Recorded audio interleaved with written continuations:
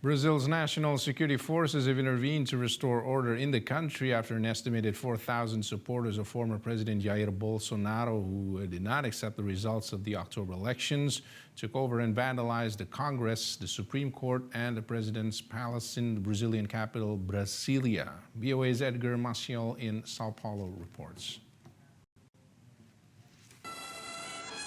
During Brazil's first day of the year, a crowd in the streets of Brasilia came out to see Brazilian President Luiz Inácio Lula da Silva inaugurated as the country's new president. 1 week later, crowds witnessed a different scene on the same street, an attempted coup. An estimated 4,000 supporters of former President Jair Bolsonaro invaded the Congress building, the Supreme Court, and Planalto Palace, the president's official workplace. The few police officers who were supposed to provide security were chased away.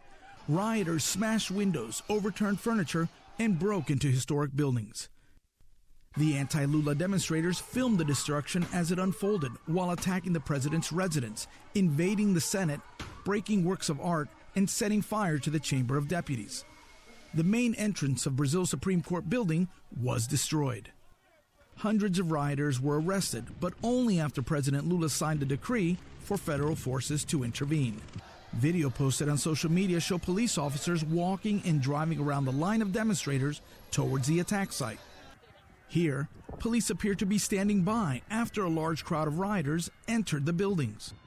President Lula, who was not in Brasilia at the time, set up a crisis committee and said he will investigate and arrest those involved. They are fascists representing everything abominable. They are true vandals who destroyed everything they found in front of them.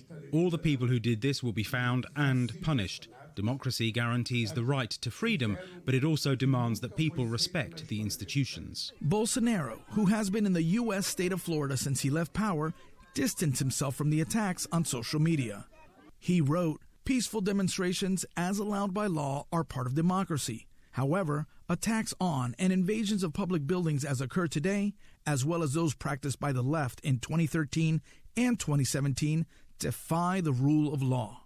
Bolsonaro said the government has linked him to the riots without evidence. Commentators say the former president could come under investigation. Jair Messias Bolsonaro is one of those responsible for this attack.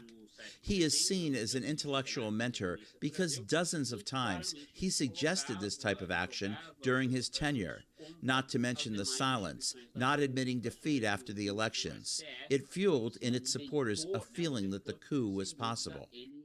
National police forces and the Brazilian army have assumed command of Brasilia's security until the end of the month. The Brazilian Congress, which was in recess, called an emergency meeting on Monday. For Edgar Maciel, Miguel Amaya, VOA News.